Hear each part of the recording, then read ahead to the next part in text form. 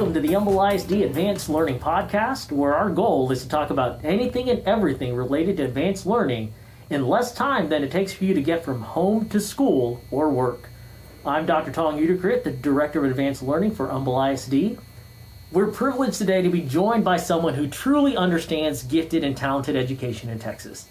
She's been recognized as the state advocate for gifted and talented education, and she's the incoming chair for the TEA Commissioner's Advisory Council for Gifted and Talented Education. We've got a ton of great expertise here in Humble ISD, not the least of which is our amazing gifted and talented coordinator, Dr. Meredith Austin. Welcome, Meredith. Hey, great to be here. Awesome. So I know in our first episode we provided a brief overview of gifted and talented education, but for those that either haven't had a chance to listen to it or they're just tuning in now, can you provide another overview for us by what we mean by gifted and talented education? But, really a student who has been identified as gifted and talented is a child or youth that shows, that potential to perform at a remarkably high level accomplishment compared to their peers. Okay, and really my own personal definition for what it means to identify a student as gifted and talented is that it's really just a kiddo who is so far above their standard curriculum that they need more. Our goal in Humble ISD here is that, students who participate in these services, are in coursework, in, programming that was designed specifically for them. So you mentioned a lot about this idea of these students, and they actually have needs that extend beyond what they're currently receiving in their classes, right? So really it's this idea of being an exception to the norm. So what does that service look like for our students here in Humble ISD? Well, services in the district can vary slightly campus to campus. In elementary, however, our students receive an additional service, which is an enrichment service, which is our pull-out program. This pull-out program consists of it's 45 to 60 minutes weekly, and it really jumps in with more of an in-depth conceptual learning, project-based learning, a way for the students to really demonstrate what they've learned in their classroom, but being able to go much further than they would be typically. And on the secondary side, in addition to grouping and in-class differentiation, our students are encouraged to pursue, either the International Baccalaureate track, enroll in AP capstone courses, or other courses that are designed with, individuality and research, in mind. As we build towards high school, we talk about this idea of looking at potentially for gifted learners, this AP capstone, and being able to engage with their own interests. Can you tell us a little bit more about AP capstone? When can I get involved with it? What does it look like? Right. Well, our AP capstone courses typically are taken as a junior and senior in high school. And so, a good preparation for something like this would be enrolling in your pre-AP English 1, English 2, taking, world history APs or, human geography AP and these pieces, because that's really where you're getting a lot of the research skills, the base of these research skills that you'll use in the AP capstone. So there's just two different courses there. We have AP AP research, and then we have AP seminar. And the first piece of the course is really that diving in, first learning the methodology behind research and those pieces, but selecting what it is that the students want to research. And it's all driven by their personal choices, the courses that they've taken, the things that they want to study in college, what they want to do when they grow up. And so it really takes the students through this process. And at the end, it's basically like they're presenting a master's thesis, going through it there. There's the questioning, they defend it, and it's really remarkable what comes out of that. And so they're getting this chance to do this now before they get into college, before it starts looking on a college GPA per se. But they're really getting to hone in on, hey, I'm really interested in this. Would it be possible for a kid to take what they built in AP Capstone and look at that when they get towards their master's level coursework? Is that a good foundational spot for them? Oh, absolutely. I have my doctorate, and if I had been, I would have loved to have gone through AP Capstone prior to that, because it was just, that's the same skills, that's the same skill or the same skill set that I used in writing a dissertation and doing my own research and pieces like that. Yeah, so these kids are getting earlier exposure than their peers. Absolutely. And they're getting this chance to really dig in deep so that when they get to these advanced levels, and even the college level, that they're well more prepared than even their peers at that age that didn't get to go through that experience. Yeah, absolutely. And so let's take this back a little bit, right? As a parent, I've got a little one who's about to enter school, or maybe you've got a kid that's just entered school. What are the things that I, as a parent, need to look for or be aware of related to gifted and talented education? Like, especially for someone who hasn't ever had a kid in school before, but I hear about, giftedness and gifted and talented education. As a parent, what do I need to know? And the first one is, very similar to our definition of giftedness, and that's performing or showing the potential to perform at remarkably high levels. So there's that kind of first piece, which that's kind of hard to look for until a student is in school, but that's just one we definitely need to keep in mind. Another one is, is your child eager to explore new concepts? Do they have this drive for learning?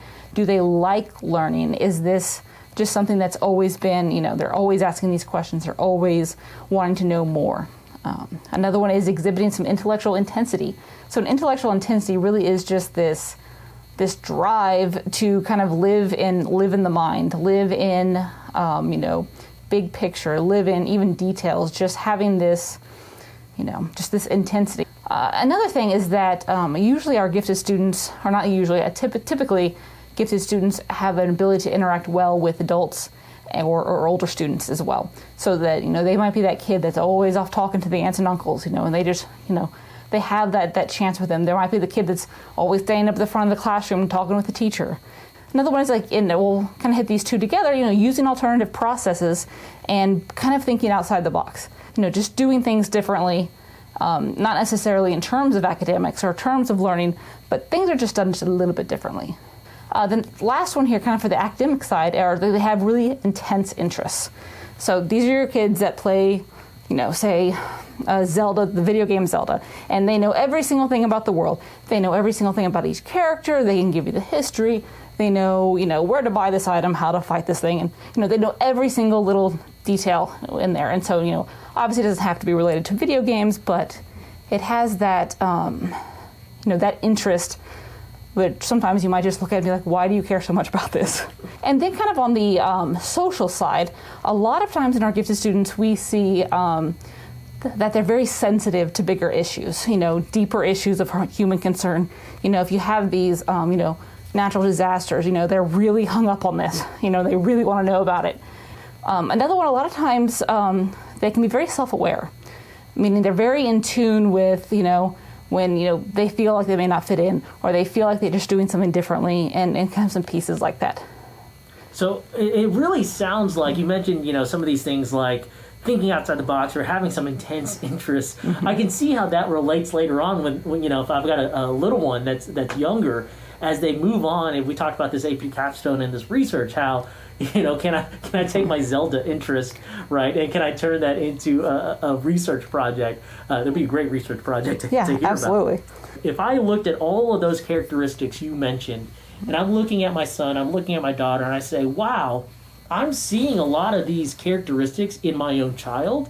What does that look like then if I want to refer, or who can refer a kid for gifted and talented? Right. Well, the whole point of what we do in these assessments is really to learn, how that child's brain works. Getting to learn just a little bit more about them as a learner, as a child.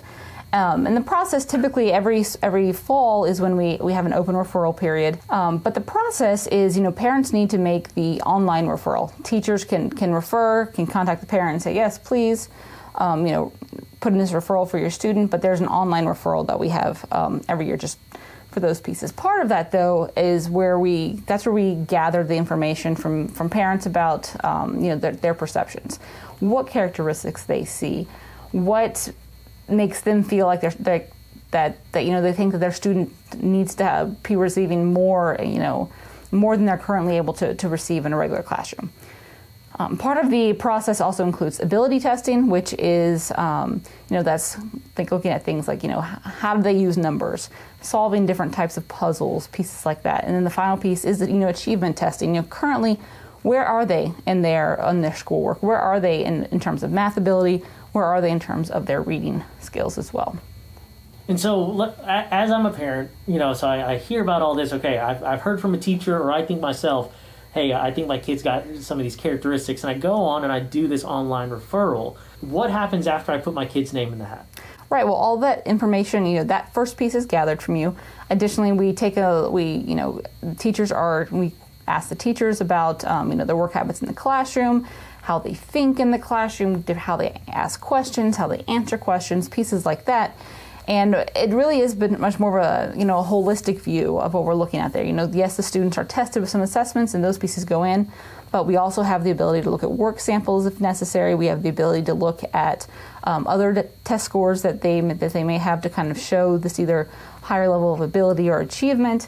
Okay, and I love this idea that you mentioned, which is very much embedded into who we are at Humble ISD, right? It's this idea of a holistic review, right? We know that kids are more than a number. We know that they're more than how they did on one test on one day. And so I love this idea of looking at it holistically for a kid to say, hey, not only what are you doing on these tests, but what are we seeing in the classroom to really provide that well-rounded picture. Sounds great. Look, as a parent, I see my kid every single day, especially before they start school, while they're still at home most of the time. And so as I look at my kid, I look at my son or daughter, I think the world of my child. And so I don't think it's too much of a stretch to say that I definitely do think that my kid is gifted, right? As a parent, I think it's a very natural thing for us to love our kids and say, my kid is gifted. And so help me understand, what does it mean then if my kid doesn't then qualify for gifted and talented services? Well, first of all, we like to use the phrasing that kind of meets criteria, not that they don't qualify for something. This means that your student is currently where they need to be. They're having their academic needs met. And then again, because remembering that, in Humble ISD, all of our teachers differentiate for the individual student levels. So they're receiving that same type of personalized education that a student who might be identified as gifted also is. And then we should kind of chat about these terms, gifted and talented. Yes, I'm a parent. I think both of my children are gifted and, have gifts. But really where we go with that is that, yes, every child has gifts and every child has talents. So if a student doesn't meet criteria, that doesn't mean that they're not gifted. That just means that they don't need to receive special educational services at this time. Yeah, and I think it goes back to this idea that you were saying, right, it's not like a special club. It's not like, you get the insider track on things. Because, again, if we as a district want to meet our kids where they are, absolutely, if my needs are being met in my current setup, then absolutely I need to stay there. It doesn't stop me from taking AP classes when I get into high school. And I can still take AP Capstone even if I'm not identified GT, right? So there's really no restriction if I don't meet criteria. Nothing is limited to your student if for some reason they're not identified as gifted. Right. It goes back to that, what we would say is like that personalized approach to learning, right? Correct. Is we know that every single kid is unique and different, and those needs that they have are different. And so wherever we can meet them, wherever their needs are, I think that's hugely important. What do I need to do? Where do I need to go if I want to find out more information? Well, definitely check out our website. And again, to find that, if you just go to humbleisd.net/GT referral, that will take you to the referral page where there is always about an hour-long recorded webinar to where you can take a look at, further information going into much more detail about the referral process and about, all the different kind of the nuts and bolts of the program. I think that's about all the time we have today with the Advanced Learning Podcast. Don't forget to like and subscribe so you can be notified when we drop a new episode talking about anything and everything related to advanced learning. Follow us on Twitter at humbleisd_ADV. This has been Dr. Tong Udicrit and Dr. Meredith Austin today, and this has been the Advanced Learning Podcast, keeping you ahead of the curve in Humble ISD.